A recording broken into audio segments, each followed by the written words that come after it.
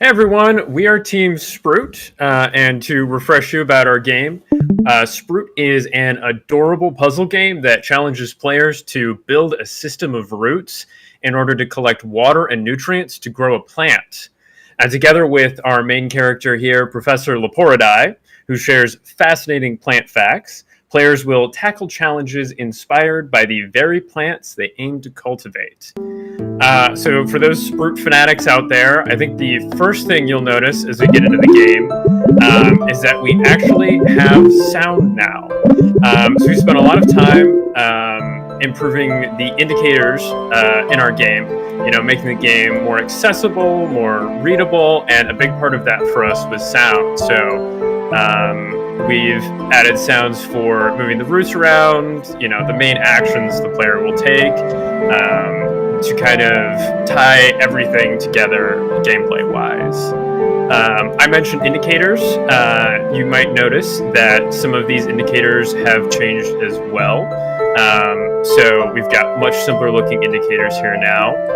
And for this first level, it actually takes place in the professor's window. So we can scroll around here and see some of the nice art and details in this level. And we also have integrated a dialogue system that we call Sprootees. So I'll click through some text here, and hopefully you'll get to hear a snippet of that.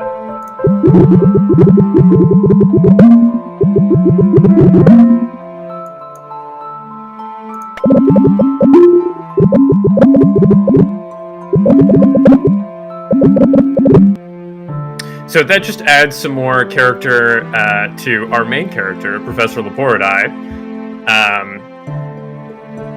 who is the player's main helper in this game. So along with the changing sprites around, improving the general look and feel of the game, we've also added up here a nice indicator to show where your camera is. And we've simplified our menu on the side here to make it more readable. And we've also added a turn tracker here that shows where you are in our day cycle. So as you play the game, now instead of taking activations to turn, it will now take water. So from here, I will actually move over to Andrew to talk a little bit about some of the gameplay changes while I play a little bit in the background. Yes, hi, I'm Andrew from Sproot. So since we have last presented, I guess we've kind of, the core gameplay, I would say, is the same, and we've kind of taken a focus toward that specifically. We used to have a very kind of complicated resource system, and while I do think it was fun, being the person who designed it, it was very confusing and difficult to both to explain and to grasp. So we've kind of scrapped it for just a plain you run into a resource and you get a resource system, and we've gotten rid of a number of the more, I guess, programmer-oriented aspects, like saying activations and nodes for the number of roots we have. Now, we no longer limit you on that. We instead just require resources for them. We've actually added a lot more places where resources can be used, even though we don't have our upgrades implemented yet. In addition to turning your roots and growing new roots now consuming resources, the plant itself now consumes resources every day.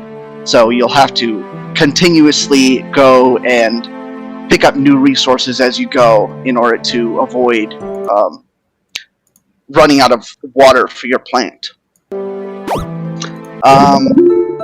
And because of that, it's a very good thing that we scrapped our old resource system, because having access to more resources at a time from just picking up resources immediately really you really need it to beat any of the levels that we have at the moment. Those are the main changes that we've gone through, in addition to adding sound and some extra graphics and such here or there, adding the script boxes for the professor. Those are the main gameplay changes, as well as obviously tweaking some of our levels to reflect those changes and make the game work properly around it. Yeah, so we've really put a lot of focus and effort into making the game more playable for new players. I've even sent it to my mom to play test, and she had a great time. So that's really, we had a lot of great ideas going into it, and now we've kind of trimmed out the fat and figured out, what is really fun about our game and what can we focus on and emphasize to make sure that players are really enjoying it. This is Jeff from the Sproot team. I also want to call out, someone in chat mentioned a way to adjust the sound. Joe, I think you had it up for just a moment. But yes, all of the different sort of core aspects of our sound are adjustable here. And for those of you who paid very close attention in our last demonstration, you may have noticed that the roots, when they passed adjacent to one another, kind of stuck together in a somewhat visually unappealing way. That has been removed, and we were one of the things we said we might talk about here was some of the greater programming challenges we faced. That was definitely one of the greater programming challenges, just making sure that all worked out properly. Definitely, yeah. But in the end, it was worth it because it makes everything more clear, and we've gotten really good feedback just from that change alone. It has certainly been worth the time we put into it. But with that being said, I can also go into some of our... Oh, geez. We crashed there. That's unfortunate. Let me get the game pulled back up, and then I can show you guys some of our other menus. We're going to blame Unity for that one, not the game, of course. While Joe goes ahead and gets that pulled up, we want to talk very briefly about some of the potential improvements we have coming down for the game, things that we're to add in the future. As we said before, we spent a lot of time really working on the polish of our game, making sure it plays cleanly and is enjoyable to play. Some other things we would look to add in the future is further accessibility. Obviously, there's a lot of ways we can make our game more accessible, both from a control standpoint as well as a visual standpoint. But on top of that, there's a lot of gameplay that we can look to improve on too. One of the main paths is more diverse and interesting upgrades for the root. To list a few quickly, we can look at, especially on some of the later levels, upgrades for the roots that make them go either faster or slower based on what the player might want. Stronger roots that can potentially pierce through stone, magnetic roots, or perhaps more absorbent roots that grab resources from adjacent tiles, or even smart roots that can veer on their own without direct player intervention. On top of that, we think this game is in a great spot to add a level editor or a level designer tool. We think that a community could have a lot of fun developing custom, particularly challenging levels in something like this. And of course, I'd be remiss to not mention the ability to make a roguelike, a procedurally generated larger map free play mode that could expand on forever. Of course, that's much more of a stretch goal, but really where I'm getting with these is to say that I think we've got a really clean, polished engine now, something that can really expand to much more features, as well as some really fun and unique gameplay. I guess you could say we've been putting down some strong roots here. And we're looking forward to branching out. That was unplanned, by the way. That's what every conversation in our team is like now. So if you have the chance to play through the game, you can go to the garden here and see all the different levels we've added. Each level has its own set of plant facts that inform you about the plant, And the levels are also based around some of the challenges the plant faces. So this Venus flytrap level is one of my favorites because it kind of mimics the challenges that Venus flytraps have in real life.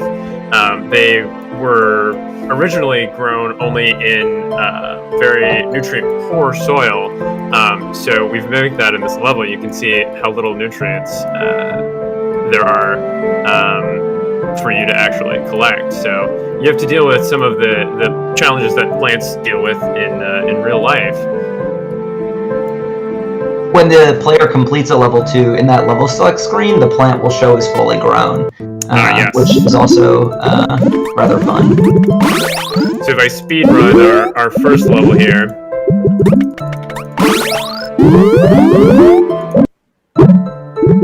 and we go back, you can see that the plant has now grown. I have a lot of practice doing that, looking for bugs. But so that's the same for any of our plants, and the first plant only has 3 stages, but the following plants have 8 stages each of growth to go through, and then at the end you can come into the professor's garden and see how the plants have progressed. Joe demonstrating for us what a initial speed run of the game might look like. Yes, we hope our speedrun community will be very strong.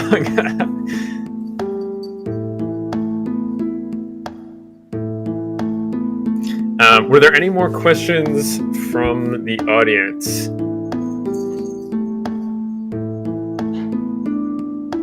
Well, we've got a lot of very nice comments from the audience.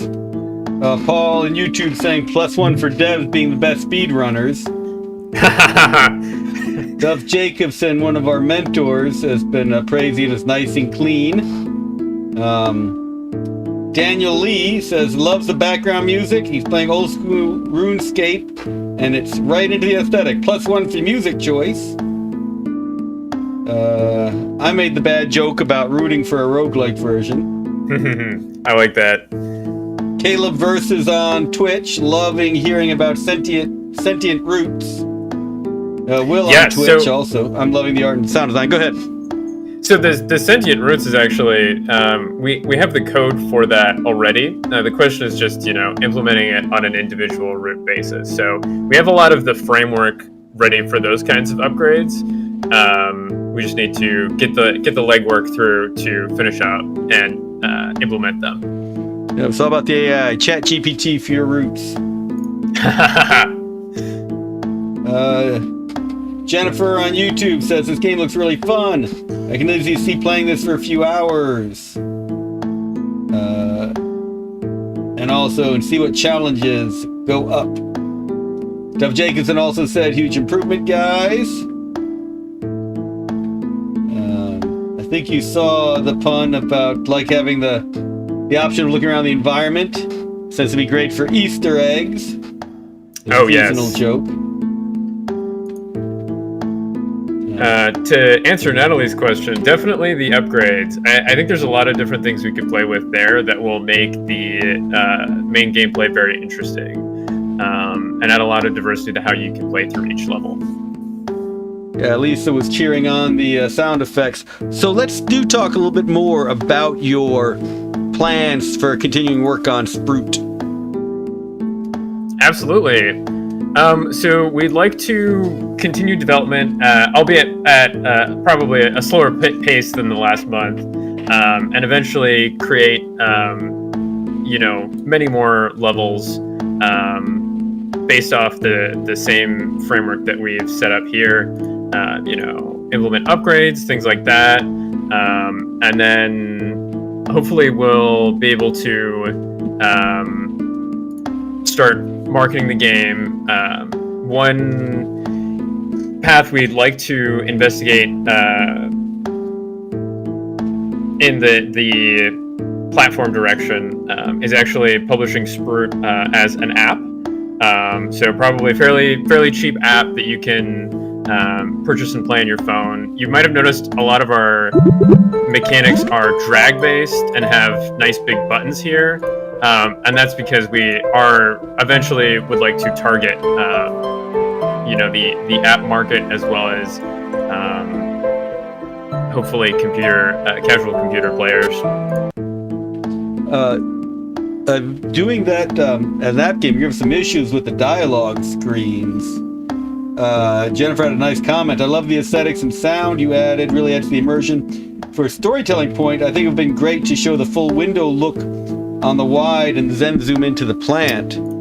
I'm not really sure how you'll handle a conversation in that, but it's certainly doable. Again, if that takes over the screen. That's a good point. It would certainly be challenging, but I'm sure we can think of a way around it. And a great way to do that is by referencing other games that people have developed.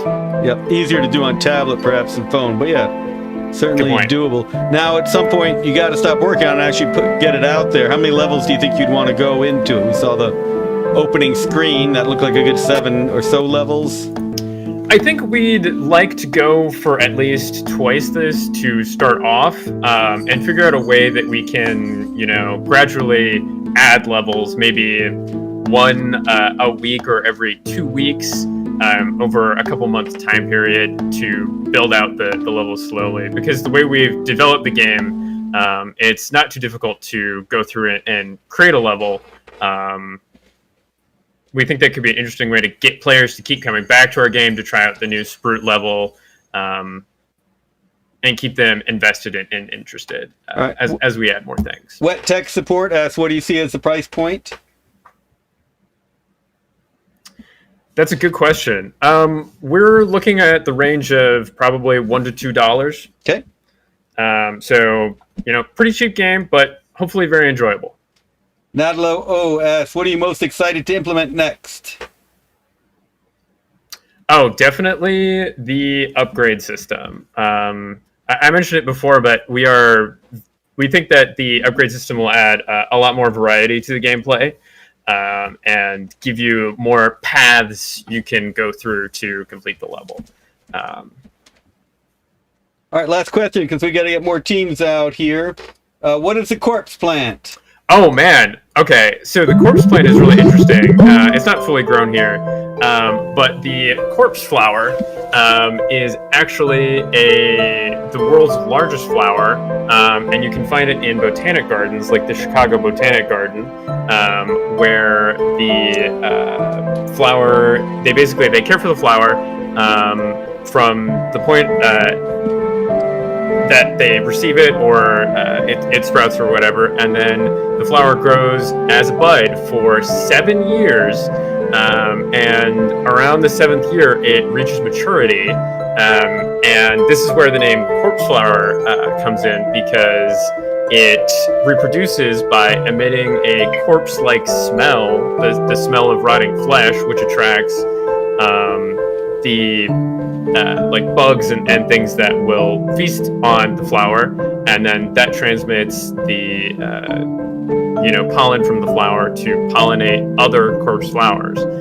So that's where the name corpse flower comes from. But unfortunately, the corpse flower is currently endangered, so that's why you can only find it at botanic gardens, because to pollinate the flower, you have to do it manually now. And they do have one at the Atlanta Botanical Garden. So, quickly, can you tell anyone if you have a website, social media presence, whatever for this, where they can follow to learn more? We do have a website. You can go to mmorgb.com. That is mmorgb.com, and follow our progress there. And we're creating an itch page just to publish the initial early access version of the games that people can play around with it. We can start collecting some good feedback. All right, excellent. A lot more good comments in chat. If you've got someone monitoring, you want to follow up with folks. In addition, if you view this VOD back later, you'll be able to get the chat as well. All right. Awesome. With that, thank you very much, Sproot. And we are about to come back with Fruit 66. All right. Again, thank you, Sproot. Thank you.